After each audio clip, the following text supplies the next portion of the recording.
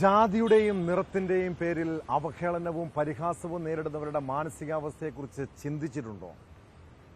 അതൊരാൾക്കും സഹിക്കാൻ കഴിയുന്ന കാര്യമല്ല. കാലം എത്ര പുരോഗമിച്ചെന്ന് പറയുമ്പോഴും ജാതി വെറി ഈ നാടിനൊരു കളങ്കമാണ്. പണ്ട് കീഴ്ജാതിക്കാരനെ അടിമയാക്കിയും അവഹേളിച്ചും ആനന്ദം കണ്ടെത്തിയിട്ടുണ്ടെങ്കിൽ ഇക്കാലത്ത് അവർ പ്രതികരിക്കാൻ തുടങ്ങി. ആലപ്പുഴ കാവാലത്ത് ജാതിയുടെ പേരിൽ കളിയാക്കിയതിനാണ് യുവാവിനെ സുഹൃത്തുക്കൾ ചേർന്ന് കൊലപ്പെടുത്തിയത്. കാവാലം സ്വദേശി സുരേഷ് കുമാറിന്റെ മരണം കൊലപാതകമെന്ന് തെളിഞ്ഞതോടെ പുറത്തുവരുന്നത് ഞെട്ടിപ്പിക്കുന്ന വിവരങ്ങളാണ്. ഇതോടൊപ്പം കോഴിക്കോട് മലാപ്പറമ്പിൽ പെൺവാണിഭ ഇടപാടിൽ 2 പോലീസുകാർക്കെതിരെ കേസും സസ്പെൻഷനും. അനാശാസ്യ കേന്ദ്രത്തിലെ റെയ്ഡിൽ കൂടുതൽ ഉന്നതർ കുടുങ്ങുമോ? വിശദമായി പരിശോധിക്കുകയാണ് പോലീസ് പട്രോൾ. സ്വാഗതം.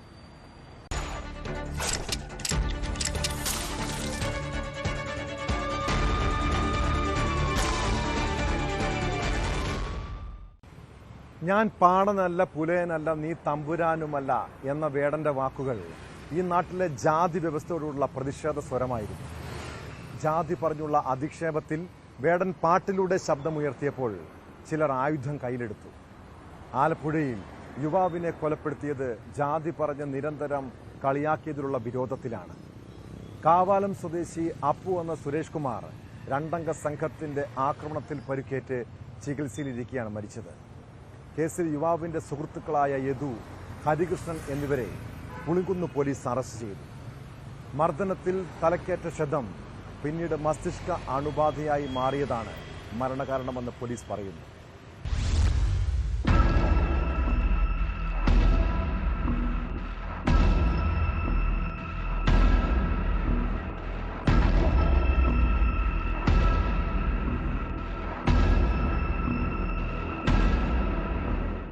ഏപ്രിൽ 20-ന് സുഹൃത്തുക്കൾ കൂടിയായ യദുവും ഹരികൃഷ്ണനും മദ്യപിക്കാനെന്ന പേരിൽ കാവാലത്തെ വീട്ടിൽ നിന്നും സുരേഷ് കുമാറിനെ വിളിച്ചിറക്കിക്കൊണ്ട് പോവുകയായിരുന്നു.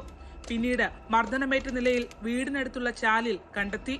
പരിക്കേറ്റ ഇയാളെ കോട്ടയം മെഡിക്കൽ കോളേജിൽ പ്രവേശിപ്പിക്കുകയും ജൂൺ 2-ന് മരണപ്പെടുകയുമായിരുന്നു. കുന്നുമ്മ യുവഭാവന വായനശാലയ്ക്ക് സമീപം എത്തിച്ച് പ്രതികൾ കൈകൊണ്ടിടിച്ചും കാലുകൊണ്ട് ചവിട്ടിയും ആക്രമിക്കുകയായിരുന്നുവെന്ന് പോലീസ് പറയുന്നു. ചവിട്ടിൽ തലയോട്ടിക്ക് പൊട്ടലേറ്റിരുന്നു. അർദ്ധബോധാവസ്ഥയിലായ സുരേഷ് കുമാറിനെ പായൽ നിറഞ്ഞ ചാലിൽ പിന്നീട് ഇവർ ഉപേക്ഷിച്ചു. വിവരം പുറത്തു പറഞ്ഞാൽ കൊലപ്പെടുത്തുമെന്ന് ഭീഷണിപ്പെടുത്തിയ പ്രതികൾ അക്രമ ദൃശ്യങ്ങൾ ഫോണിൽ പകർത്തുകയും ചെയ്തു.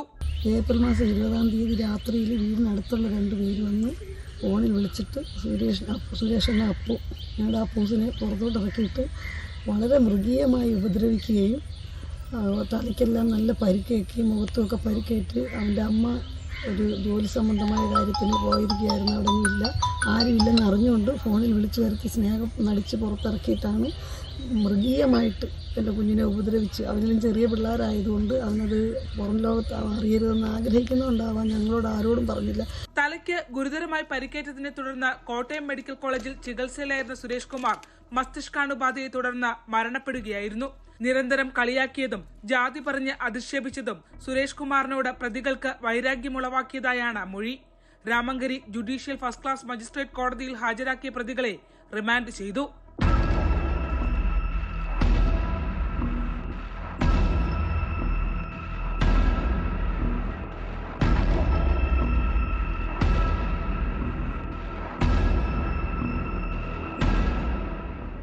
ന്യൂസ് 18 ആലപ്പുഴ. കോട്ടയം വൈക്കത്ത് കാണാതായ ഫിഷ് ഫാം ഉടമയെ ആറ്റിൽ മരിച്ച നിലയിൽ കണ്ടെത്തിയതിൽ ദുരൂഹത. ഫിഷ് വേൾഡ് അക്വാ ടൂറിസം ഫാമിന്റെ ഉടമ ടിവിപുരം സ്വദേശി വിപിൻ നായരെ കാലിലും കഴുത്തിലും ഇഷ്ടിക കെട്ടിയ നിലയിലാണ് മരിച്ച നിലയിൽ കണ്ടെത്തിയത്. വിപിന്റെ ഫോണും വാഹനത്തിന്റെ താക്കോലും ഫാമിന്റെ സമീപത്തു നിന്നും കണ്ടെത്തി. സംഭവം കൊലപാതകമെന്നാണ് പോലീസിന്റെ സംശയം.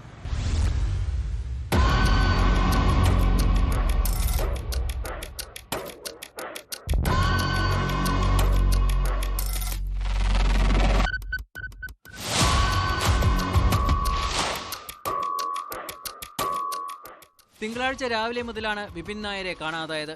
തുടർന്ന് പോലീസ് നടത്തിയ തെരച്ചിലിൽ മൃതദേഹം കരിയാറ്റിൽ നിന്ന് കണ്ടെത്തി. കാലിലും കഴുത്തിലും ഇഷ്ടിക കെട്ടിയ നിലയിലായിരുന്നു. ഫാമിലെ താൽക്കാലിക ഷെഡിൽ വിപിൻ കിടന്നിരുന്ന കട്ടിൽ മറിഞ്ഞുകിടക്കുന്ന നിലയിലായിരുന്നു. വിപിന്റെ ഫോണും വാഹനത്തിന്റെ താക്കോലും ഫാമിന്റെ സമീപത്തു നിന്ന് കണ്ടെത്തി.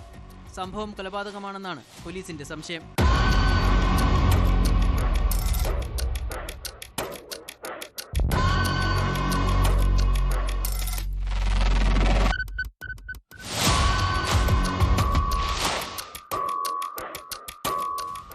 തോട്ടകം അട്ടാറപ്പാലത്തിന് പടിഞ്ഞാറ് വശത്ത് കരിയാറിന്റെ തീരത്താണ് വിപിന്റെ ഫാം. തിങ്കളാഴ്ച രാവിലെ മകളെ തിരുവനന്തപുരത്തേക്ക് ബസ് കയറ്റിവിടാൻ ചെല്ലുമെന്ന് ഇദ്ദേഹം വീട്ടുകാരോട് പറഞ്ഞിരുന്നു. എന്നാൽ വീട്ടിൽ എത്താതായതോടെ നടത്തിയ അന്വേഷണത്തിലാണ് കാണാതായെന്ന വിവരം വീട്ടുകാരറിയുന്നത്. ഫാമിലെ CCTV ക്യാമറകൾ പ്രവർത്തനരഹിതമാണെന്നാണ് പോലീസ് പറയുന്നത്.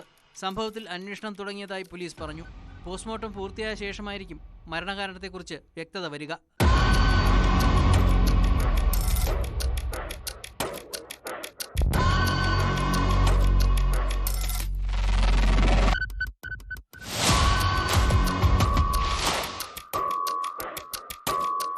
ന്യൂസ് 18 കോട്ടയം. കോഴിക്കോട് നഗരത്തിൽ 3 വർഷം മുൻപ് ഒരു പെൺവാണിഭ കേന്ദ്രത്തിൽ നടന്ന റെയ്ഡ് പലരും മറന്നു കാണുമല്ലേ? എന്നാൽ അന്ന് റെയ്ഡിനെത്തിയ 2 പോലീസുകാർ ഈ അനാശാസ്യ കേന്ദ്രം നടത്തിയിരുന്ന സ്ത്രീയുടെ ഫോൺ നമ്പർ തരപ്പെടുത്തിയിരുന്നു. പിന്നീട് അവർ അവിടുത്തെ സ്ഥിരം സന്ദർശകരായി. കഴിഞ്ഞ ദിവസം മലാപ്പറമ്പിൽ പെൺവാണിഭ സംഘത്തെ പിടികൂടിയതോടെയാണ് 2 പോലീസുകാരുടെ ഇടപാടുകളും പുറത്തു വന്നത്. ഇതിന്റെ നടത്തിപ്പുകാരിയുമായി ബന്ധമുണ്ടെന്ന് കണ്ടെത്തിയതോടെ 2 ഉദ്യോഗസ്ഥരെയും കേസിൽ പ്രതി ചേർത്തു. കേസിന് പിന്നാലെ പോലീസ് ഡ്രൈവർമാരായ ഷൈജിത്ത്, സനിത് എന്നിവരെ സസ്പെൻഡും ചെയ്തു. കേസിൽ കൂടുതൽ ഉന്നതർക്ക് പങ്കുണ്ടോയെന്നും പരിശോധിക്കുന്നുണ്ട്.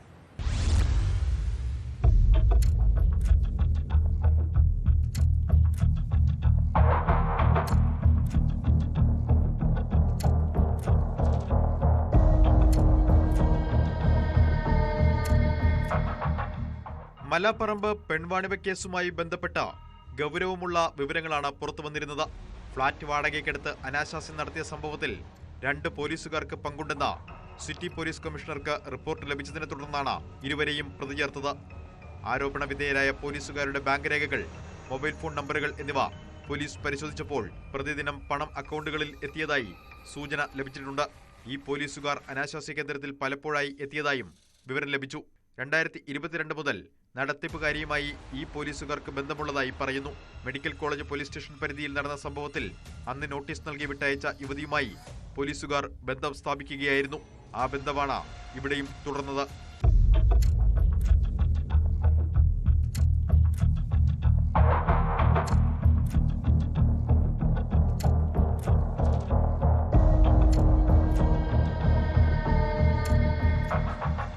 അനാശാസ്യ കേന്ദ്രത്തിനെതിരെ ലഭിച്ച പരാതിയെ തുടർന്നുള്ള അന്വേഷണത്തിൽ പോലീസുകാർക്ക് ബന്ധമുള്ളതായി സൂചന ലഭിച്ചിരുന്നു. ഈ സാഹചര്യത്തിലായിരുന്നു മിന്നൽ പരിശോധന. ആരോപണ വിധേയരായ പോലീസുകാരിൽ നടത്തിപ്പുകാരുമായി കൂടുതൽ ബന്ധം സ്ഥാപിച്ച പോലീസുകാരൻ പോലീസ് സംഘടനയുടെ സജീവ പ്രവർത്തകനെന്ന് പ്രചരിപ്പിച്ച സ്വാധീനം ചെലുത്തിയാണ് ക്രമസമാധാന ചുമതലയില്ലാത്ത വിഭാഗത്തിലേക്ക് മാറിയതെന്ന സേനാംഗങ്ങളിൽ ആരോപണമുണ്ട്. ഇയാൾക്ക് മറ്റാരുടെയെങ്കിലും പിന്തുണ ലഭിച്ചിട്ടുണ്ടോ എന്ന് അന്വേഷിക്കുന്നുണ്ട്. പിടിയിലായ സംഘവുമായി ബന്ധപ്പെട്ട ചിലർ നഗരത്തിൽ ഭൂമി ഇടപാടുകൾ നടത്തിയതായും പോലീസിന് സൂചന ലഭിച്ചു.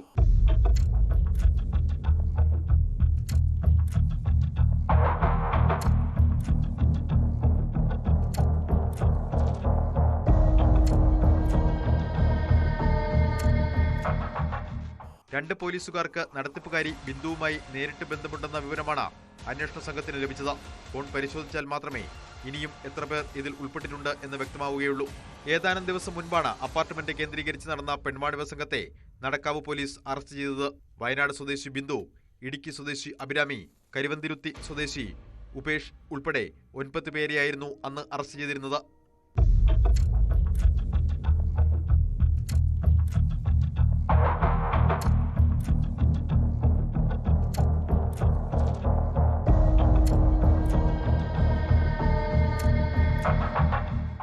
ന്യൂസ് 18 കോഴിക്കോട്. കോഴിക്കോട് നഗരത്തിൽ പട്ടാപ്പകൽ നടന്ന വൻ കവർച്ചയുടെ നടുക്കത്തിലാണ് നാട്. സ്വകാര്യ ബാങ്ക് ജീവനക്കാരിൽ നിന്നും 40 ലക്ഷം രൂപ തട്ടിയെടുത്തത് പന്തിരാങ്കാവ് മാങ്കാവ് റോഡിൽ വെച്ചാണ്. ഇസാഫ് ബാങ്കിലെ ജീവനക്കാരൻ അരവിന്ദിൽ നിന്ന് പണം തട്ടിയെടുത്ത് മുങ്ങിയ പ്രതിയെ തിരിച്ചറിഞ്ഞു. സ്കൂട്ടറിലെത്തി പണമടങ്ങിയ ബാഗ് തട്ടിയെടുത്ത് രക്ഷപ്പെട്ട പന്തീരാങ്കാവ് സ്വദേശി ഷിബിൻലാലിന് വേണ്ടി അന്വേഷണം ഊർജിതമാണ്. ഇയാളുടെ CCTV ദൃശ്യങ്ങളും പോലീസ് പുറത്തുവിട്ടു. മറ്റൊരു ധനകാര്യ സ്ഥാപനത്തിൽ പണയം വെച്ച സ്വർണം ടേക്ക് ഓവർ ചെയ്യാനെന്ന് പറഞ്ഞാണ് അരവിന്ദിനെ ഷിബിൻലാൽ വിളിച്ചു വരുത്തിയത്. സംഭവത്തിന് പിന്നിൽ വൻ ആസൂത്രണമുണ്ടെന്ന് പോലീസ് പറയുന്നു.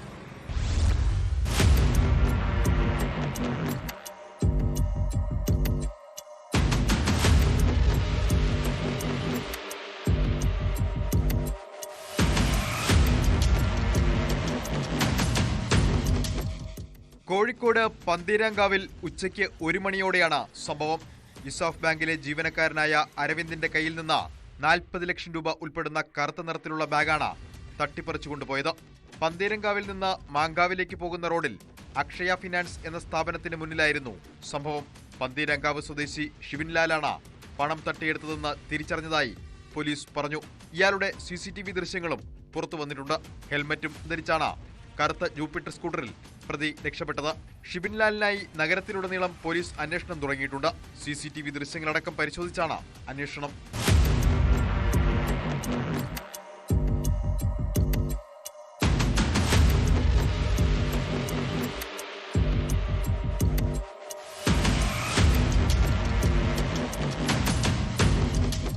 വലിയ ആസൂത്രണത്തോടെയാണ് കവർച്ചയെന്നാണ് പോലീസ് വ്യക്തമാക്കുന്നത്.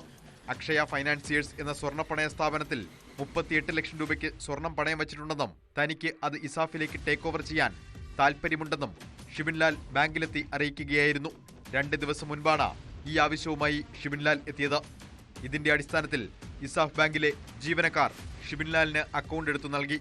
തുടർന്ന് ധാരണ പ്രകാരം സ്വർണം ടേക്ക് ഓവർ ചെയ്യുന്നതിനായി ഇസാഫ് ജീവനക്കാരായ അരവിന്ദും മറ്റ് 2 പേരും 40 ലക്ഷം രൂപയുമായി അക്ഷയ ഫൈനാൻസിയേഴ്സിലെത്തി. പണവുമായി അരവിന്ദും ഷിബിൻലാലും സ്ഥാപനത്തിന് തൊട്ടുമുന്നിലെത്തിയപ്പോഴാണ് അരവിന്ദിന്റെ കൈവശമുണ്ടായിരുന്ന പണമടങ്ങിയ ബാഗ് തട്ടിപ്പറിച്ച് ഷിബിൻലാൽ തൊട്ടടുത്തുണ്ടായിരുന്ന സ്കൂട്ടറിൽ കയറി രക്ഷപ്പെട്ടത്. അരവിന്ദിനെ പോലീസ് വിശദമായി ചോദ്യം ചെയ്യുകയാണ്. ഇയാൾക്ക് എന്തെങ്കിലും തരത്തിൽ പങ്കുണ്ടോ എന്നത് സംബന്ധിച്ചും അന്വേഷിക്കുന്നുണ്ട്.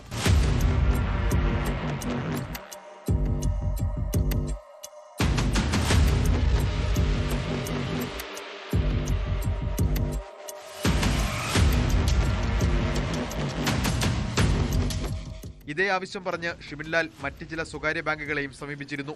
എന്നാൽ അന്വേഷണം നടത്തിയപ്പോൾ 40 ലക്ഷം രൂപയുടെ സ്വർണം പണയം വയ്ക്കാനുള്ള ആസ്തി ഇയാൾക്കില്ലെന്നറിഞ്ഞ് അവർ പിന്മാറുകയായിരുന്നു. ഷിബിൻലാൽ മുൻപ് സ്വർണം പണയം വെച്ചിരുന്നുവെന്നും അത് തിരിച്ചെടുത്തെന്നും അക്ഷയ ഫൈനാൻസിയേഴ്സ് അധികൃതർ പോലീസിനെ അറിയിച്ചു. ഷിബിൻലാൽ വ്യാജ പണയ കാർഡ് നിർമ്മിച്ച് തെറ്റിദ്ധരിപ്പിക്കുകയായിരുന്നുവെന്ന് വ്യക്തമായിട്ടുണ്ട്. സംഭവത്തിൽ അന്വേഷണം ഊർജിതമാക്കിയതായി പോലീസ് പറഞ്ഞു. ഇയാൾക്ക് പിന്നിൽ കൂടുതൽ ആളുകളുണ്ടോ എന്ന കാര്യവും പോലീസ് പരിശോധിച്ചു വരികയാണ്.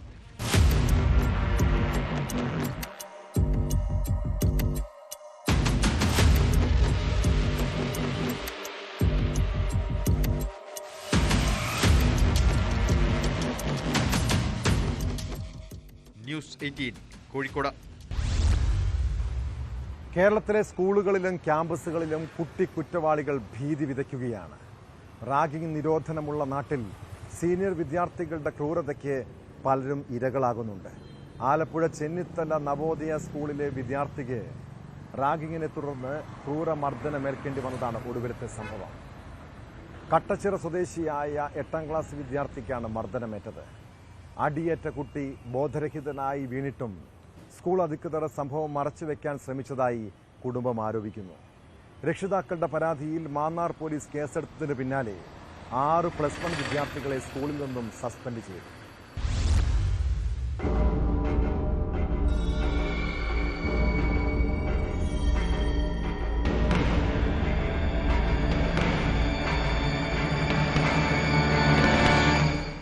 പതിനൊന്നാം ക്ലാസ്സിലൊരു ചേട്ടൻ എൻ്റെ കാരണത്തടിച്ചു.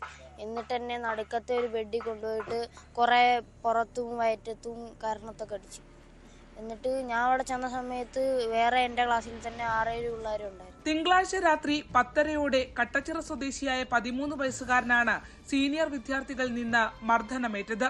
UP വിഭാഗത്തിൽ നിന്നും ഹൈസ്കൂൾ വിഭാഗം ഹോസ്റ്റലിലേക്ക് പുതിയതായി എത്തിയതായിരുന്നു മർദ്ദനമേറ്റ കുട്ടി.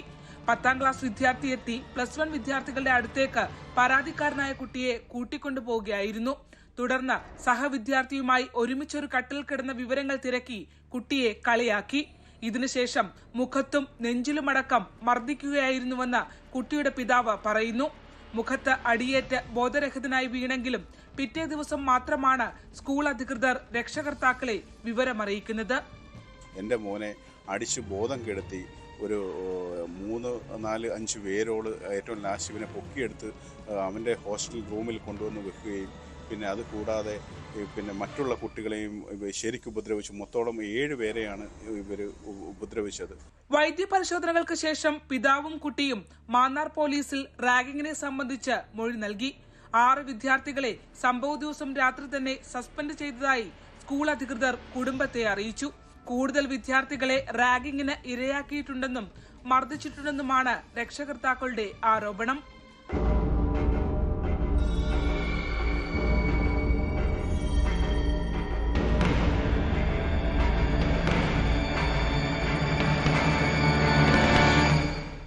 ന്യൂസ് 18 ആലപ്പുഴ. 10ാം ക്ലാസ്സിന് ശേഷം മകൻ ഉന്നത പഠനത്തിന് പോകണമെന്ന് സ്വപ്നം കണ്ടവരാണ് കോഴിക്കോട് താമരശ്ശേരിയിലെ ഷഹബാസിന്റെ മാതാപിതാക്കൾ. അവനെ കൊലപ്പെടുത്തിയവർ +1 പഠിക്കാൻ തയ്യാറെടുക്കുമ്പോൾ ഷഹബാസിനെ കുറിച്ചുള്ള ഓർമ്മകൾ ആ കുടുംബത്തെ കണ്ണീരണിയിക്കുന്നു. കഴിഞ്ഞ 100 ദിവസത്തിലധികമായി ജുവനൈൽ ഹോമിലായിരുന്ന പ്രതികൾക്ക് ഹൈക്കോടതി ജാമ്യം അനുവദിച്ചതോടെയാണ് അവർക്ക് പഠനത്തിന് വഴി തുറന്നത്. ഉപാധികളോടെയാണ് 6 വിദ്യാർത്ഥികൾക്കും കോടതി ജാമ്യം നൽകിയിരിക്കുന്നത്. ക്രിമിനൽ സ്വഭാവമുള്ള വിദ്യാർത്ഥികൾക്ക് ജാമ്യം ലഭിച്ചത് വേദനാജനകമെന്നായിരുന്നു ഷഹബാസിന്റെ പിതാവിന്റെ പ്രതികരണം.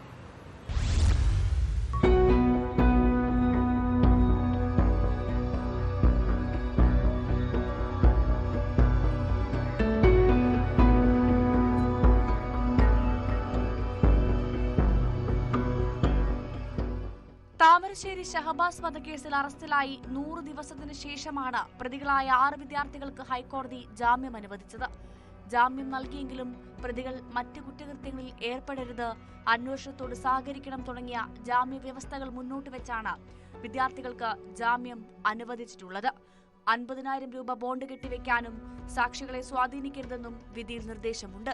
വിദ്യാർത്ഥികളെ മാതാപിതാക്കളുടെ ജാമ്യത്തിൽ വിട്ടയക്കാനാണ് ഉത്തരവ്. ഇവരെ ഒബ്സർവേഷൻ ഹോമിൽ നിന്നും വിട്ടയക്കും. ജസ്റ്റിസ് കുര്യന്റെ ബെഞ്ചാണ് ജാമ്യ ഹർജിയിൽ വിധി പറഞ്ഞത്. ക്രിമിനൽ സ്വഭാവമുള്ള കുട്ടികൾക്ക് ജാമ്യം നൽകരുതെന്ന് ഷഹബാസിന്റെ പിതാവ് കോടതിയിൽ ആവശ്യമുന്നയിച്ചിരുന്നു. ഗൌരവതരമായ കുറ്റകൃത്യമെന്ന് കോടതിയും നിരീക്ഷിച്ചിരുന്നു. എന്നാൽ വിദ്യാർത്ഥികളുടെ 10ാം ക്ലാസ് പരീക്ഷാഫലം പ്രസിദ്ധീകരിക്കാനും അവർക്ക് തുടർ പഠനത്തിനും കോടതി അവസരമൊരുക്കി.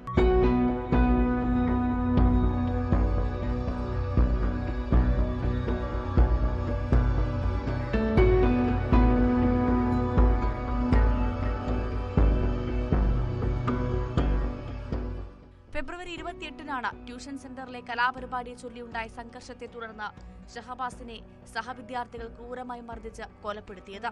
അതേസമയം പ്രതികൾക്ക് ജാമ്യം നൽകിയ കോടതി നടപടി വേദനാജനകമെന്ന് ഷഹബാസിന്റെ പിതാവ് ഇക്ബാൽ പ്രതികരിച്ചു. ആരോപണ വിധേയരെ സർക്കാർ സംരക്ഷിക്കുന്നുവെന്നും അദ്ദേഹം ആരോപിച്ചു. നേരത്തെ കുറ്റാരോപിതരായ 5 വിദ്യാർത്ഥികൾ ഹൈക്കോടതിയുടെ അനുമതിയോടെ +1 പ്രവേശനം നേടിയിരുന്നു. വെള്ളുമാടുകുന്നിലെ ഒബ്സർവേഷൻ ഹോമിൽ നിന്നാണ് +1 പ്രവേശനത്തിനായി ഇവർ പുറത്തിറങ്ങിയത്. 5 പേരിൽ 3 പേർ താമരശ്ശേരിയിലെ ഒരു സർക്കാർ സ്കൂളിലേക്കും മറ്റ് 2 പേർ കോഴിക്കോട് നഗരത്തിന്റെ തീരപ്രദേശത്തുള്ള 2 സ്കൂളിലേക്കുമാണ് പോയത്. താമരശ്ശേരിയിൽ അലോട്ട്മെന്റ് ലഭിച്ച 2 പേർ താൽക്കാലികമായും ഒരാൾ സ്ഥിരപ്രവേശനവും നേടിയിട്ടുണ്ട്.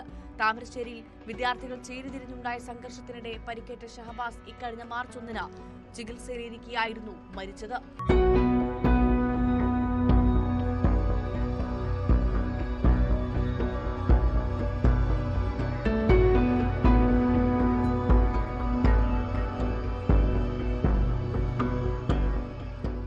ന്യൂസ് 18 കോഴിക്കോട്. നടൻ കൃഷ്ണകുമാറിന്റെ മകൾ ദിയ കൃഷ്ണയുടെ സ്ഥാപനത്തിന്റെ സാമ്പത്തിക തട്ടിപ്പ് കേസിൽ നിർണായക വഴിത്തിരിവ്. ആരോപണ വിധേയരായ ജീവനക്കാരുടെ ബാങ്ക് അക്കൗണ്ടുകളിലേക്ക് 1/2 കോടിയിലേറെ രൂപ എത്തിയിട്ടുണ്ടെന്ന് പരിശോധനയിൽ വ്യക്തമായി. ഇതിൽ QR കോഡ് ഉപയോഗിച്ച് എത്ര രൂപ വീതം ഓരോരുത്തരും സ്വന്തം അക്കൗണ്ടുകളിലേക്ക് മാറ്റിയിട്ടുണ്ടെന്ന് പോലീസ് പരിശോധിക്കുന്നുണ്ട്.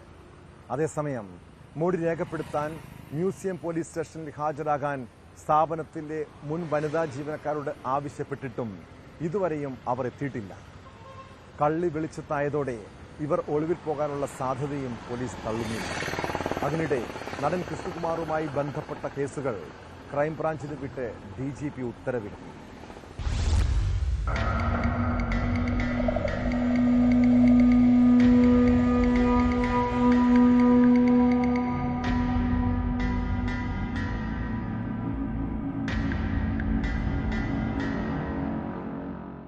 ദിയ കൃഷ്ണയുടെ കവടിയാറിലെ സ്ഥാപനത്തിലെ ജീവനക്കാരായിരുന്ന വലിയതുറ സ്വദേശികളായ വിനീത, ദിവ്യ, രാധാകുമാരി തുടങ്ങിയവരുടെ ബാങ്ക് ഇടപാടുകളുടെ സ്റ്റേറ്റ്മെന്റ് പരിശോധിക്കുന്നതിനിടയിലാണ് തട്ടിപ്പ് നടന്നെന്ന് വ്യക്തമാക്കുന്ന തെളിവുകൾ പോലീസിന് ലഭിച്ചത്.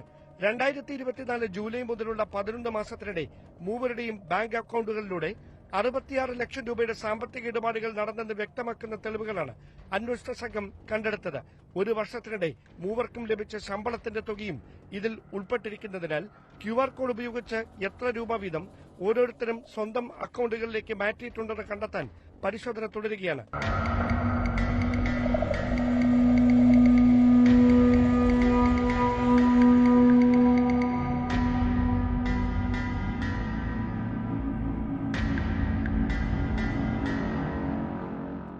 അതേസമയം നടൻ കൃഷ്ണകുമാറിനെതിരെ ഗുരുതരമായ ആരോപണങ്ങൾ ഉന്നയിച്ച് മ്യൂസിയം പോലീസ് രജിസ്റ്റർ ചെയ്ത കൌണ്ടർ കേസിൽ വിശദമായ മൊഴി രേഖപ്പെടുത്തുന്നതിനായി സ്റ്റേഷനിൽ ഹാജരാകാൻ പലതവണ ആവശ്യപ്പെട്ടിട്ടും പരാതിക്കാരിൽ 2 പേർ ഇതുവരെയും സ്റ്റേഷനിലെത്തി മൊഴി നൽകിയിട്ടില്ല. ഇവരെ അന്വേഷിച്ച് വലിയതുറയിലെ വീടുകളിൽ പോലീസ് സംഘം എത്തിയെങ്കിലും കണ്ടെത്താനായില്ല. ഇവരുടെ മൊബൈൽ ഫോണുകളിൽ ബന്ധപ്പെടുമ്പോഴും പ്രതികരണം ഉണ്ടാകുന്നില്ലെന്നാണ് പോലീസ് നൽകുന്ന വിവരം.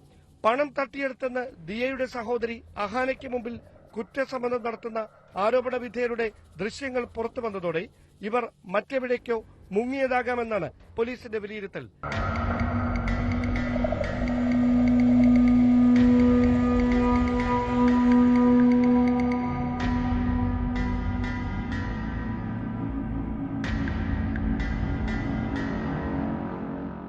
Dan Kurian, news 18, Thiruvananthapuram. എറണാകുളം ഉദയംപേരൂരിൽ പാസ്റ്റർമാർ സംഘടിപ്പിച്ച പരിപാടിയിൽ എന്തിനാണ് പാക് പതാക ഉപയോഗിച്ചത്? അതിൽ ജീസസ് ജനറേഷൻ എന്ന പ്രാർത്ഥനാ കൂട്ടായ്മയ്ക്ക് ജാഗ്രതാ കുറവുണ്ടായോ? പോലീസ് കേസെടുത്തതിന് പിന്നാലെ സംഭവത്തിൽ മാപ്പ് ചോദിച്ച് സംഘാടകർ രംഗത്തെത്തി. പ്രാർത്ഥനാ ഹാളിൽ പാകിസ്ഥാൻ പതാക വന്നതിൽ ജാഗ്രത കുറവുണ്ടായെന്ന് പാസ്റ്റർ ദീപു ജേക്കബ് ന്യൂസ് 18നോട് പറഞ്ഞു. കഴിഞ്ഞ 1 വർഷമായി വിവിധ രാജ്യങ്ങളുടെ പതാകകൾ പ്രാർത്ഥനാ ഹാളിലുണ്ടെന്നും ചില വ്യക്തികളാണ് ഇപ്പോഴത്തെ പരാതിക്ക് പിന്നിലെന്നും ജീസസ് ജനറേഷൻ ചർച്ചിലെ പാസ്റ്റർ വ്യക്തമാക്കി.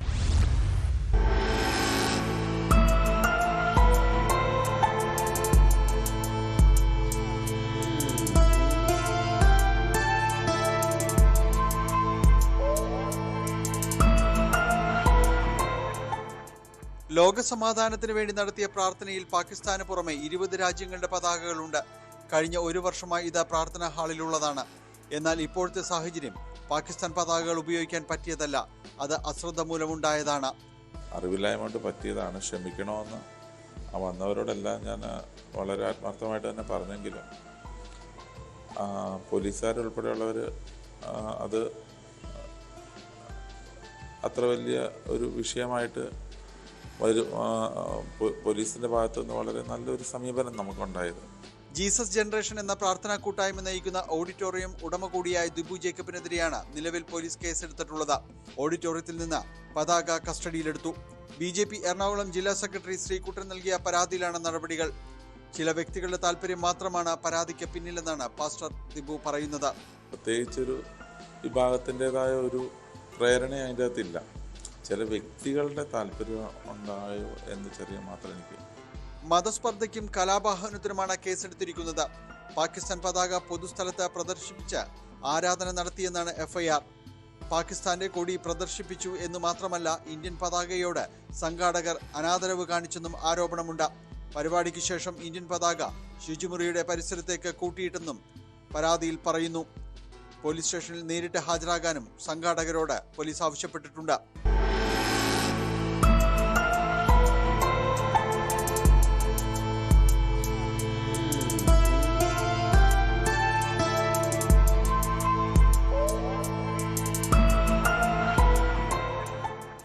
ന്യൂസ് 18 കൊച്ചി.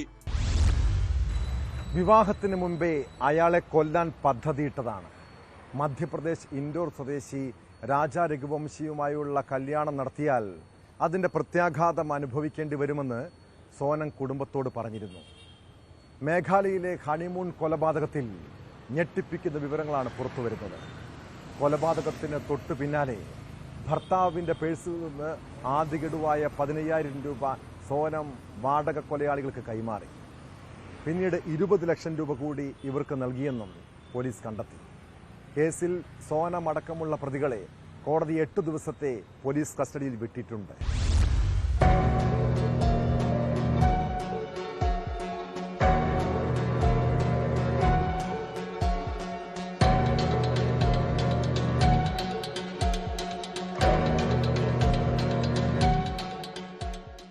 മെയ് 20-നാണ് മധുവിധു ആഘോഷിക്കാൻ ദമ്പതിമാർ മേഘാലയയിലെത്തിയത്.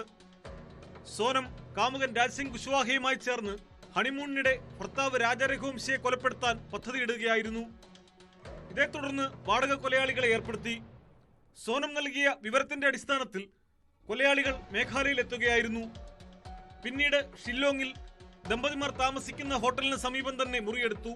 ഫോട്ടോ എടുക്കാനെന്ന് പറഞ്ഞ് മെയ് 23-ന് സോനം ഭർത്താവിനെ കുന്നിനു മുകളിലേക്ക് കൊണ്ടുപോയി.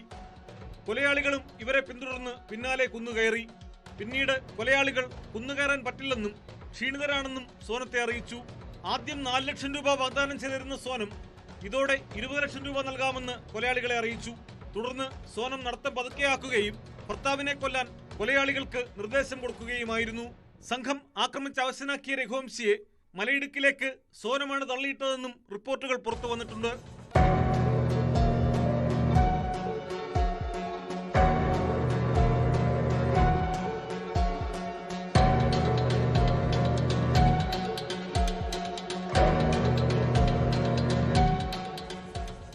ആദ്യ ദിവസങ്ങളിലെ ചോദ്യം ചെയ്യലിൽ കുറ്റം നിഷേധിച്ച സോനം പോലീസിനോട് കുറ്റസമ്മതം നടത്തി. അതേസമയം കൊലപാതകത്തിൽ തനിക്ക് പങ്കില്ലെന്നാണ് രാജ്സിംഗ് കുശ്വാഹ പോലീസിന് നൽകിയ മൊഴി. സോനത്തെ പിന്തുണയ്ക്കാൻ താൻ തയ്യാറായിരുന്നില്ല. മേഘാലയയിലേക്ക് പോകാനുള്ള പദ്ധതി താൻ റദ്ദാക്കിയിരുന്നു. മറ്റു 3 പേരോടും പോകരുതെന്നും ആവശ്യപ്പെട്ടു. എന്നാൽ സോനം ടിക്കറ്റ് എടുത്തിരുന്നു. 3 പേർക്കും മേഘാലയ കാണാനുള്ള ആഗ്രഹത്തിന്റെ കൂടി അടിസ്ഥാനത്തിലാണ് അവസാന നിമിഷം അവർ പോയതെന്നും സോനത്തിന്റെ നിർബന്ധത്തിന് വഴങ്ങിയാണ് കൊലയെന്നും ഇയാൾ മൊഴി നൽകി. എന്നാൽ ഇത് പോലീസ് പൂർണ്ണമായി വിശ്വാസത്തിലെടുത്തിട്ടില്ല. കൊലപാതകത്തിന് തൊട്ടു പിന്നാലെ ഭർത്താവിന്റെ പേഴ്സിൽ നിന്നാണ് ആദ്യ ഗഡുവായ 15,000 രൂപ സോനം വാടക കൊലയാളികൾക്ക് കൈമാറിയതെന്ന് പോലീസ് പറയുന്നു. പിന്നീട് 20 ലക്ഷം രൂപ കൂടി ഇവർക്ക് നൽകിയെന്നും കണ്ടെത്തി. സോനം, രാജ്സിംഗ് കുശ്വാഹ, കൊട്ടേഷൻ സംഘാംഗങ്ങളായ ആകാശ് രാജ്പുത്, വിശാൽ സിംഗ് ചൗഹാൻ, ആനന്ദ് എന്നിവരെ ഷില്ലോങ്ങിലെ സദർ പോലീസ് സ്റ്റേഷനിൽ എത്തിച്ചു. തുടർന്ന് കോടതിയിൽ ഹാജരാക്കിയ പ്രതികളെ 8 ദിവസത്തെ പോലീസ് കസ്റ്റഡിയിൽ വിട്ടിരിക്കുകയാണ്. പ്രതികളെ ചിറാപ്പുഞ്ചിയിലെത്തിച്ച് കൃത്യം പുനരാവിഷ്കരിക്കാനും അന്വേഷണ സംഘം തീരുമാനിച്ചിട്ടുണ്ട്. അതിനിടെ രാജ രഘുവംശിയുടെ കുടുംബം സോനത്തിന്റെ കുടുംബത്തിനെതിരെ രംഗത്തെത്തി. സോനം പ്രണയം അറിയിച്ചിട്ടും വീട്ടുകാർ നിർബന്ധിച്ച് വിവാഹം കഴിപ്പിച്ചതാണെന്ന് ഇവർ കുറ്റപ്പെടുത്തി. സോനവുമായി ഇനി കുടുംബത്തിന് ഒരു ബന്ധവുമില്ലെന്നാണ് സഹോദരൻ ഗോവിന്ദിന്റെ പ്രതികരണം. ഇദ്ദേഹം രാജ രഘുവംശിയുടെ വീട്ടിലെത്തി മാതാവിനെ കാണുകയും ചെയ്തു.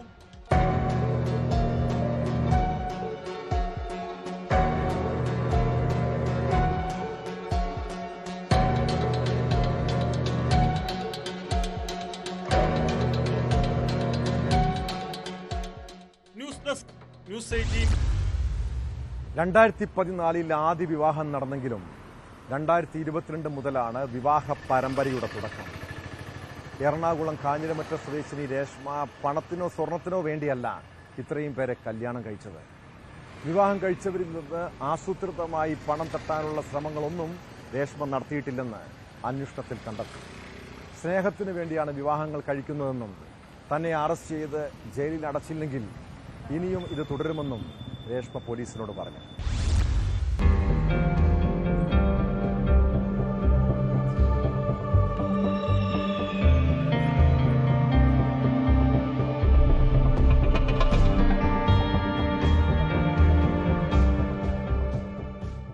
ഒരേ സമയം പല വിവാഹ ജീവിതങ്ങൾ രേഷ്മ മുന്നോട്ട് കൊണ്ടുപോയത് സിനിമാ കഥയെ വെല്ലുന്ന തരത്തിൽ. പണം തട്ടുക ലക്ഷ്യമിട്ടാണ് വിവാഹങ്ങൾ എന്നായിരുന്നു ആദ്യം പുറത്തുവന്ന വിവരം. എന്നാൽ ഇതിനുള്ള തെളിവുകളൊന്നും ഇതുവരെ പോലീസിന് ലഭിച്ചിട്ടില്ല. വിവാഹം കഴിച്ചവരിൽ നിന്ന് ആസൂത്രിതമായി പണം തട്ടാനുള്ള ശ്രമങ്ങളൊന്നും രേഷ്മ നടത്തിയിട്ടില്ലെന്നാണ് അന്വേഷണത്തിലെ കണ്ടെത്തൽ. പലരും താലി മാത്രമാണ് വിവാഹത്തിന് കിട്ടിയത്. സ്വർണമാല പോലും ഉണ്ടായിരുന്നില്ല. വിവാഹം കഴിച്ചവരിൽ നിന്ന് ചെലവിനുള്ള പണം മാത്രമാണ് രേഷ്മ വാങ്ങിയിരുന്നത്. ആഭരണങ്ങളെല്ലാം രേഷ്മയുടെ പക്കൽ തന്നെയുണ്ട്. വിവാഹങ്ങൾ നടത്തിയത് പണത്തിനു വേണ്ടിയല്ലെന്നും സ്നേഹത്തിനു വേണ്ടി ആയിരുന്നു എന്നുമായിരുന്നു രേഷ്മയുടെ മൊഴി. പോലീസ് ആദ്യം ഇക്കാര്യം വിശ്വസിച്ചില്ല. രേഷ്മ വിവാഹം കഴിച്ചവരെന്നും പരാതിയുമായി എത്താത്തത് പോലീസിനും ആശയക്കുഴപ്പമുണ്ടാക്കിയിട്ടുണ്ട്.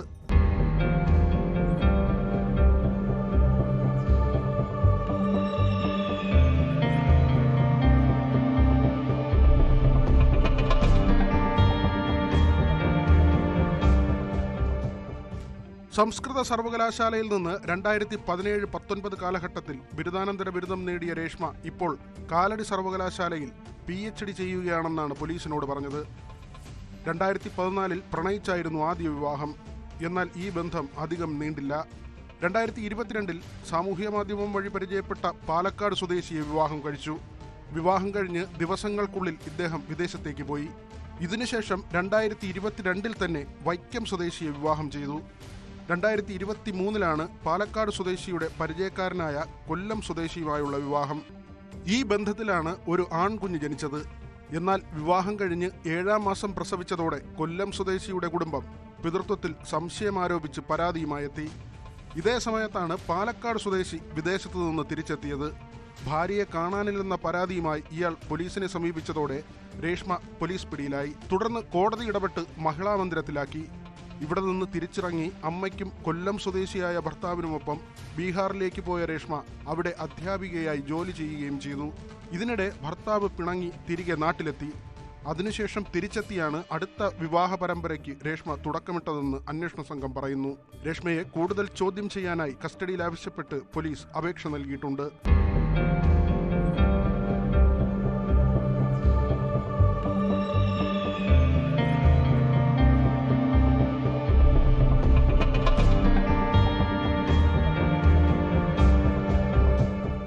News desk, news 18. മക്കൾ സ്കൂൾ വിട്ട് വീട്ടിലെത്തിയാൽ എല്ലാ ദിവസവും മാതാപിതാക്കൾ അവരോട് സംസാരിക്കാറുണ്ട്. സ്കൂളിലെ വിശേഷങ്ങൾ മാത്രമല്ല, സുഹൃത്തുക്കളെക്കുറിച്ചും ചോദിച്ചറിയണം കേട്ടോ. കുട്ടികളോട് സംസാരിക്കുമ്പോഴാണ് അവരെ മനസ്സിലാക്കാൻ കഴിയുക, അവർ ഉള്ളു തുറക്കുക. കൊല്ലം കുണ്ടറയിൽ പ്രായപൂർത്തിയാകാത്ത പെൺകുട്ടി മാസങ്ങളോളം പീഡനത്തിന് ഇരയായ വിവരം സ്വന്തം അച്ഛനും അമ്മയും പോലും അറിയാൻ വൈകി. ഒടുവിൽ സ്കൂളിലെ കൗൺസിലിംഗിലാണ് പീഡന വിവരം പുറത്തുവന്നത്. മൺട്രോത്തുരുത്ത് പഞ്ചായത്ത് അക്കൗണ്ടന്റായ വെള്ളിമൺ സ്വദേശി ബിജുവാണ് കുട്ടിയെ ലൈംഗികമായി ചൂഷണം ചെയ്തത്. കേസിൽ പോക്സോ നിയമപ്രകാരം പ്രതിയെ പോലീസ് അറസ്റ്റ് ചെയ്തു.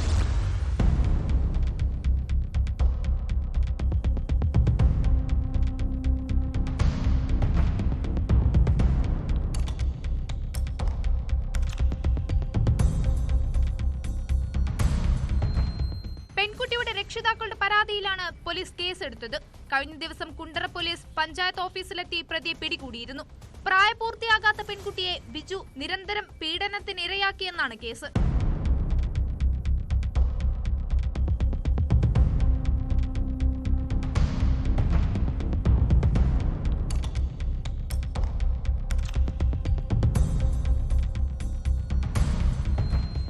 പെൺകുട്ടിയുടെ പെരുമാറ്റത്തിൽ സംശയം തോന്നിയാണ് അധ്യാപകർ ചൈൽഡ് ലൈനിൽ വിവരം അറിയിച്ചത്. തുടർന്ന് നടത്തിയ കൗൺസിലിംഗിലാണ് പീഡന വിവരം പുറത്തുവന്നത്. കുണ്ടറ പോലീസ് അറസ്റ്റ് രേഖപ്പെടുത്തിയ ശേഷം കോടതിയിൽ ഹാജരാക്കിയ പ്രതിയെ റിമാൻഡ് ചെയ്തു.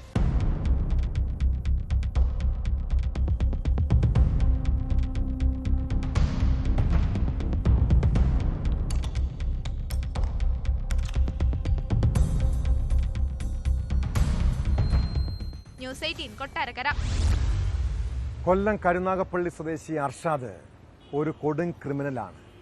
കുട്ടികളെയും സ്ത്രീകളെയും പോലും അയാൾ വെറുതെ വിടില്ല. കൊല്ലം പോരുവഴിയിൽ ഓട്ടിസം ബാധിതയായ വയോധികയെ അയാൾ കടന്നു പിടിച്ചതാണ് ഒടുവിലത്തെ സംഭവം. സ്ത്രീയെ ആക്രമിച്ച ശേഷം ഓടി രക്ഷപ്പെട്ട പ്രതിയെ പോലീസ് അറസ്റ്റ് ചെയ്തു. ഇയാൾ നിരവധി ക്രിമിനൽ കേസുകളിൽ പ്രതിയെന്ന് പോലീസ് പറയുന്നു.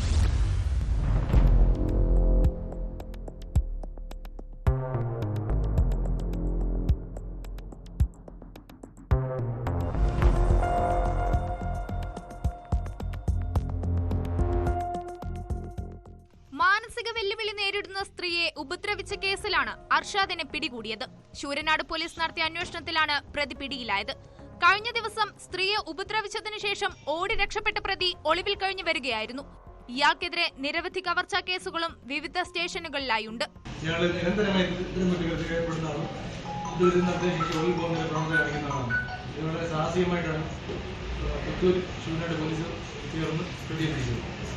കരുനാഗപ്പള്ളി, ചവറ, ഹരിപ്പാട്, കായംകുളം, ഓച്ചിറ സ്റ്റേഷനുകളിൽ അർഷാദിനെതിരെ കേസുകളുണ്ടെന്ന് പോലീസ് പറഞ്ഞു. ശൂരനാട് പോലീസിന് ലഭിച്ച രഹസ്യ വിവരത്തെ തുടർന്നാണ് പ്രതിയെ പിടികൂടിയത്. SHO ജോസഫ് ലിയോണിന്റെ നേതൃത്വത്തിൽ SI ദീപു പിള്ള, പുത്തൂർ SI ജയേഷ് എന്നിവരടങ്ങിയ പോലീസ് സംഘമാണ് പ്രതിയെ അറസ്റ്റ് ചെയ്തത്. കോടതിയിൽ ഹാജരാക്കിയ പ്രതിയെ റിമാൻഡ് ചെയ്തു.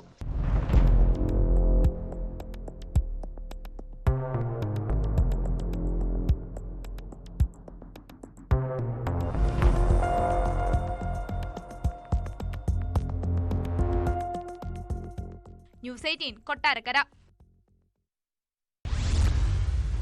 കൊല്ലം പുനലൂർ നഗരത്തിൽ ഏറെ നേരം ഭീതി പരത്തി ലഹരിക്കടിമകളായ യുവാക്കൾ. 2 സംഘങ്ങൾ തമ്മിൽ പുനലൂർ ടൗൺ പള്ളിക്ക് സമീപം ആരംഭിച്ച സംഘർഷം KSRTC ജംഗ്ഷൻ വരെ നീണ്ടു. പുനലൂർ സ്വദേശി ഷാമോനുമായി ഉണ്ടായ തർക്കത്തെ തുടർന്നായിരുന്നു സംഘർഷം. സംഭവത്തിൽ പോലീസ് കേസെടുത്ത് അന്വേഷണം തുടങ്ങി. ഇതേക്കുറിച്ച് അറിയിച്ചിട്ടും പോലീസ് സ്ഥലത്തെത്താൻ വൈകിയെന്ന വിമർശനവുമുണ്ട്.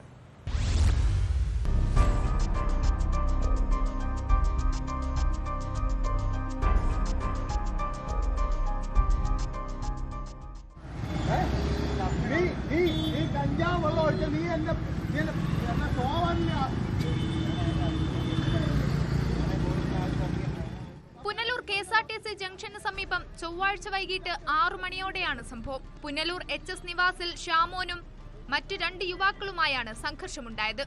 ലഹരി ഉപയോഗിച്ച ശേഷം പൊതുനിരത്തിൽ തല്ലുണ്ടാക്കുകയായിരുന്നുവെന്ന് നാട്ടുകാർ പറയുന്നു. ലഹരിയിലായതിനാൽ ആളുകൾ കണ്ടുനിന്നതല്ലാതെ യുവാക്കളെ പിടിച്ചുമാറ്റാൻ ശ്രമം നടത്തിയില്ല. സംഘർഷത്തിനിടെ റോഡിൽ വീണുകിടന്ന യുവാവിനെ എടുത്തുമാറ്റാൻ ശ്രമിക്കുന്നതും ദൃശ്യങ്ങളിൽ കാണാം.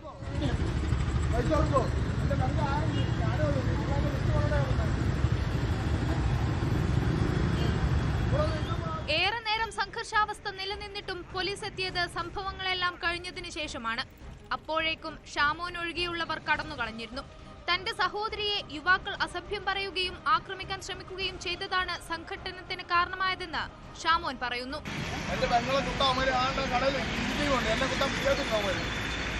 പോലീസുകാർക്കൊന്നും ഒരു ഇതുമില്ല. സാറന്മാര് വന്ന് ചോദിച്ചെന്തോ അമര് പോട്ടെ, അവരെ വെള്ളം അടിച്ച് ഇന്നുകൊണ്ടാണ് അമരവിടെ. എന്റെ പള്ളി കയറി ഇവർ ആരും തരുമോ? ആരും തരത്തില്ല. അവര് സാറ എന്നെ കുട്ടാൻ പിച്ചാത്ത അമരിപ്പോ അങ്ങോട്ട് പോയി. 2 അടിച്ച് 5 അടിച്ചു. 2 പുനലൂർ ടൗണിൽ പള്ളിക്ക് സമീപത്തു നിന്നും ആരംഭിച്ച സംഘർഷം KSRTC ജംഗ്ഷനിലാണ് സമാപിച്ചത്. സംഭവത്തിൽ പോലീസ് അന്വേഷണം തുടങ്ങി. നഗരത്തിൽ പോലീസിന്റെ നിരീക്ഷണ ക്യാമറകൾ പലതും പ്രവർത്തനരഹിതമായത് അക്രമികൾക്കും സാമൂഹിക വിരുദ്ധർക്കും സൗകര്യമായിട്ടുണ്ട്.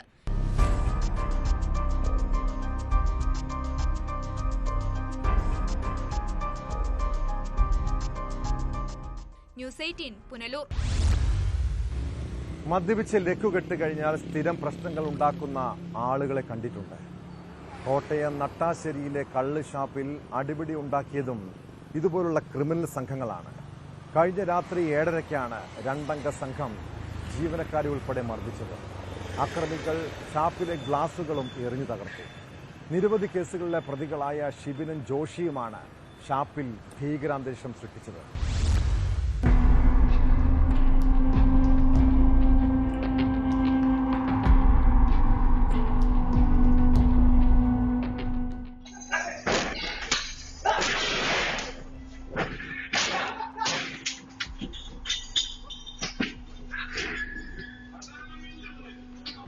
ചൊവ്വാഴ്ച രാത്രി 7:30-യോടെ ഗാന്ധിനഗർ പോലീസ് സ്റ്റേഷൻ പരിധിയിലെ നട്ടാശ്ശേരിയിലാണ് സംഭവം. കള്ളുകുടിക്കാനെത്തിയ 2 അംഗ സംഘം ഇവിടെ ഉണ്ടായിരുന്ന മറ്റുള്ളവരുമായി തർക്കത്തിലേർപ്പെടുകയായിരുന്നു. ഇത് പിന്നീട് സംഘർഷത്തിന് വഴിമാറി.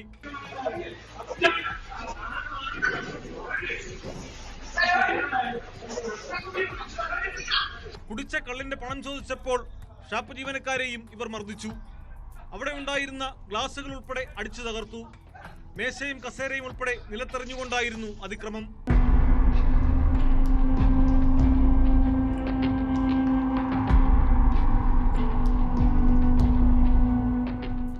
നിരവധി കേസുകളിൽ പ്രതിയായ ലിബിനും ജോഷിയുമാണ് ആക്രമിച്ചതെന്ന് ഷാപ്പ് ഉടമകൾ പറയുന്നു.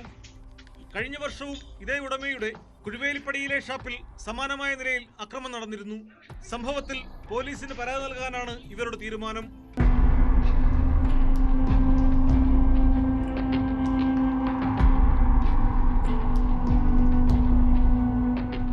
ന്യൂസ് 18 കോട്ടയം. തിരുവനന്തപുരം നെടുമങ്ങാട് അന്തർ സംസ്ഥാന കവർച്ചാ സംഘത്തെ പിടികൂടിയ കേസാണ് പോലീസ് പട്രോളിനെ പരിശോധിക്കുന്നത്. 65ഓളം കേസുകളിലെ പ്രതികളും തിരുവനന്തപുരം സ്വദേശികളുമായ അനന്തൻ, രാംകൃഷ്ണ, അഭിൻലാൽ, ഋഷിൻ എന്നിവരെയാണ് പിടികൂടിയത്. കഴിഞ്ഞയാഴ്ച ആര്യനാട് മൊബൈൽ കടയിൽ മോഷണം നടത്തിയതും ഇവർ തന്നെയെന്ന് പോലീസ് പറയുന്നു.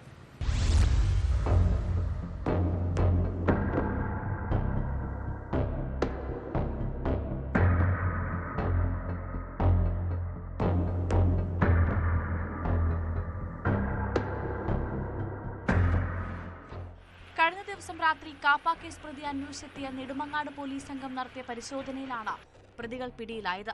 65ഓളം കേസുകളിലെ പ്രതികളാണ് പിടിയിലായ അനന്തൻ, രാംകൃഷ്ണ, അഭിൻലാൽ, ഋഷിൻ എന്നിവരെന്ന് പോലീസ് പറയുന്നു. ഇതിൽ മിക്കതും ക്രിമിനൽ കേസുകളാണ്. വാഹനമോഷണം, കവർച്ച തുടങ്ങിയ കുറ്റങ്ങൾക്കാണ് പ്രതികൾക്കെതിരെ നെടുമങ്ങാട് പോലീസ് കേസെടുത്തത്. ഒരു സ്ഥലത്തു നിന്നും വാഹനം മോഷ്ടിച്ച ശേഷം ഇന്ധനം തീർന്നാൽ വഴിയിൽ ഉപേക്ഷിച്ച് അടുത്ത വാഹനം മോഷ്ടിക്കുകയാണ് പ്രതികളുടെ രീതിയെന്ന് നെടുമങ്ങാട് SHO വി രാജേഷ് കുമാർ പറഞ്ഞു. സംസ്ഥാനത്തിനകത്ത് വിവിധ ജില്ലകളിൽ മോഷണം, പിടിച്ചുപറി, വാഹനമോഷണം, വധശ്രമം ഉൾപ്പെടെ നിരവധി കേസുകളിൽപ്പെട്ട 3 പേരെയാണ് നെടുമങ്ങാട് പോലീസ് പിടികൂടിയിട്ടുള്ളത്. അവരോടൊപ്പം അവർക്ക് താമസത്തിനും ഒളിച്ചു കഴിയുന്നതിനുള്ള സഹായം ചെയ്തു കൊടുത്ത 4മതൊരാളെയും അറസ്റ്റ് ചെയ്തിട്ടുണ്ട്. കഴിഞ്ഞയാഴ്ച ആര്യനാട് മൊബൈൽ കടയിൽ മോഷണം നടത്തിയതും ഇവർ തന്നെയെന്ന് പോലീസിനോട് സമ്മതിച്ചിട്ടുണ്ട്. പോത്തൻകോട്, കരൂർ, ഇടത്തോട് രാം വിവേകിന്റെ വീട്ടിൽ നടത്തിയ പരിശോധനയിലാണ് പ്രതികളെ കസ്റ്റഡിയിലെടുത്തത്.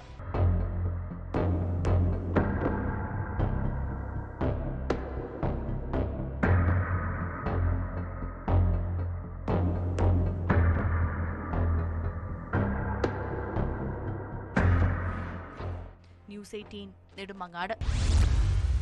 കണ്ണൂർ, കാസർഗോഡ് ജില്ലകളിൽ നാട്ടുകാരുടെ ഉറക്കം കെടുത്തിയ കുപ്രസിദ്ധ മോഷ്ടാവാണ് രാധാകൃഷ്ണൻ. ക്ഷേത്രങ്ങളും വീടുകളും കേന്ദ്രീകരിച്ചാണ് ഇയാൾ കവർച്ച നടത്തുന്നത്. നിരവധി മോഷണ കേസുകളിൽ പ്രതിയായ പയ്യന്നൂർ സ്വദേശി രാധാകൃഷ്ണൻ 1 മാസം മുൻപാണ് ജയിലിന് പുറത്തിറങ്ങിയത്. പിന്നാലെ മറ്റൊരു കവർച്ചാ കേസിൽ ഇയാൾ പിടിയിലായിരിക്കുന്നു. കാസർഗോഡ് പിലിക്കോട് മേൽമട്ടലായി ക്ഷേത്രത്തിലെ മോഷണവുമായി ബന്ധപ്പെട്ടാണ് അറസ്റ്റ്.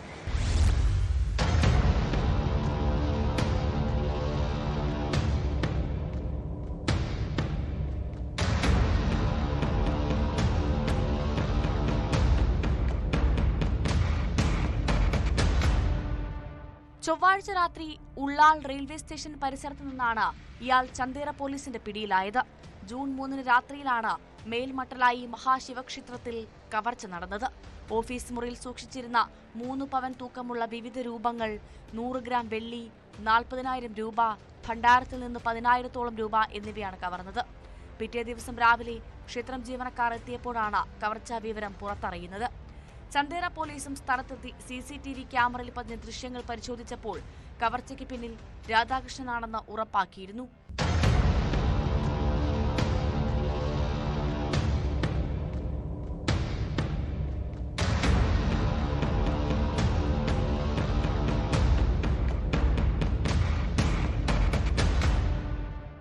കവർച്ചയ്ക്ക് 20 ദിവസം മുൻപാണ് രാധാകൃഷ്ണൻ ജയിലിൽ നിന്ന് പുറത്തിറങ്ങിയത്.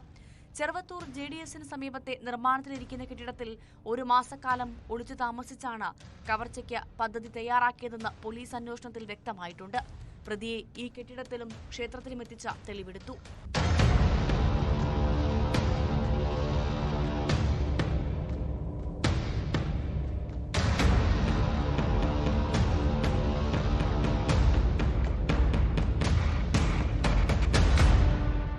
ന്യൂസ് 18 ചെറുവത്തൂർ. കൊച്ചിക്ക് സമീപം പുറംകടലിൽ കപ്പൽ മുങ്ങിയ സംഭവത്തിൽ പോലീസ് കേസെടുക്കാതിരുന്നത് വലിയ വിവാദമായതാണ്. മത്സ്യത്തൊഴിലാളികൾ ഉൾപ്പെടെ പ്രതിഷേധവുമായി രംഗത്തെത്തിയതിന് പിന്നാലെ MSC എൽസ 3 കപ്പലിനെതിരെ കേസെടുത്തിരിക്കുന്നു. മത്സ്യത്തൊഴിലാളിയായ ഷാംജിയുടെ പരാതിയിൽ ഫോർട്ട് കൊച്ചി കോസ്റ്റൽ പോലീസാണ് കേസ് രജിസ്റ്റർ ചെയ്തത്. കപ്പൽ കമ്പനിയാണ് 1-ാം പ്രതി. ഷിപ്പ് മാസ്റ്റർ 2-ാം പ്രതിയായും കപ്പൽ ജീവനക്കാരെ 3-ാം പ്രതിയാക്കിയുമാണ് കേസ്. സംഭവത്തിൽ കേസെടുക്കേണ്ടതില്ലെന്നായിരുന്നു സംസ്ഥാന സർക്കാരിന്റെ ആദ്യ നിലപാട്.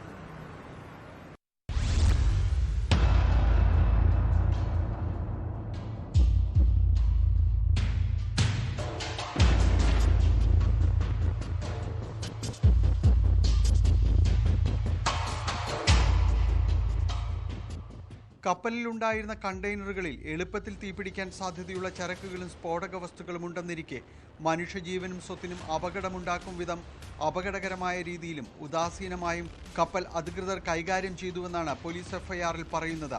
ഭാരതീയ ന്യായ സംഹിത 282, 285, 286, 287, 288, 3 അനുച്ഛേദം 5 എന്നീ വകുപ്പുകൾ പ്രകാരമാണ് കേസെടുത്തിട്ടുള്ളത്.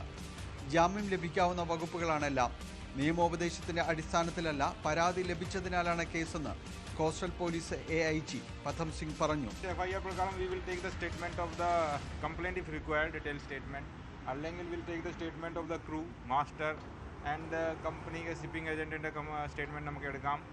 ആൻഡ് ബാക്കി കമ്പനിക്ക് ഷിപ്പിംഗ് ഏജന്റിനോട് സംസാരിച്ചിട്ട് ബാക്കിയുള്ള സ്റ്റേറ്റ്മെന്റ് നമുക്ക് എടുക്കാൻ പോകും. നിയമപ്രകാരം 12 നോട്ടിക്കൽ മൈൽ അപ്പുറം ഗുരുതര കുറ്റകൃത്യങ്ങൾക്ക് മാത്രമേ നേരിട്ട് കേസെടുക്കാൻ കഴിയുകയുള്ളൂ. സംഭവം നടന്ന 17 ദിവസങ്ങൾക്ക് ശേഷമാണ് പരാതി ലഭിച്ചതെന്നാണ് പോലീസ് ഇതിന് മറുവാദമായി പറയുന്നത്. അപകടം മത്സ്യത്തൊഴിലാളികളുടെ തന്നെ ഉപജീവനമാർഗം ഇല്ലാതാക്കിയതായി സി ഷാംജിയുടെ പരാതിയിൽ പറയുന്നു. കമ്പനിയിൽ നിന്ന് നഷ്ടപരിഹാരം ഈ നിയമങ്ങളുടെ അടിസ്ഥാനത്തിൽ ലഭിക്കാൻ ഇടയുണ്ട്.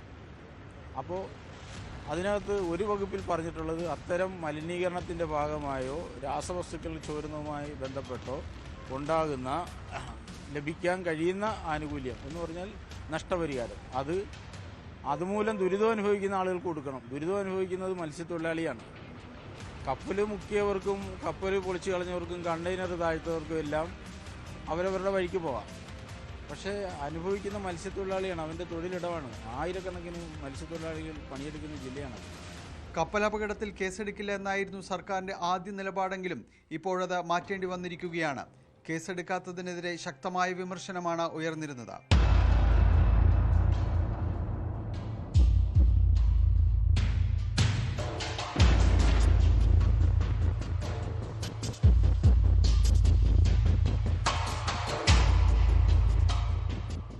ന്യൂസ് 18 കൊച്ചി. ഒരു കുറ്റകൃത്യം ചെയ്ത് നാടുവിട്ടാൽ എത്ര നാൾ ഒരാൾക്ക് ഒളിവിൽ താമസിക്കാൻ കഴിയും? കണ്ണൂർ ചെറുവത്തൂർ സ്വദേശി രാകേഷ് 20 വർഷമാണ് നമ്മുടെ നിയമവ്യവസ്ഥയെ കബളിപ്പിച്ച് ജീവിച്ചത്. 2005-ൽ 2 പെൺകുട്ടികളെ തട്ടിക്കൊണ്ടുപോയി പീഡിപ്പിച്ച കേസിൽ ജാമ്യത്തിലിറങ്ങി മുങ്ങിയ യുവാവ് 2 പതിറ്റാണ്ടിന് ശേഷം പിടിയിലായി. രാകേഷും കൂട്ടാളിയും ചേർന്ന് പെൺകുട്ടികളെ തട്ടിക്കൊണ്ടുപോയി മൈസൂർ, ചെന്നൈ എന്നിവിടങ്ങളിൽ എത്തിച്ച് പീഡിപ്പിച്ചെന്നായിരുന്നു കേസ്. പ്രതികളെ അറസ്റ്റ് ചെയ്തെങ്കിലും രാകേഷ് ജാമ്യത്തിലിറങ്ങി മുങ്ങി. അതിനുശേഷം ഇയാളെക്കുറിച്ച് വിവരമൊന്നും ഉണ്ടായിരുന്നില്ല. പോലീസ് പ്രത്യേക സ്ക്വാഡ് രൂപീകരിച്ച് അന്വേഷണം നടത്തുമ്പോഴാണ് പോണ്ടിച്ചേരിയിൽ നിന്ന് പ്രതിയെ പിടികൂടിയത്. ഇതോടെ പോലീസ് റിപ്പോർട്ട് പൂർണ്ണമാവുന്നു. നമസ്കാരം.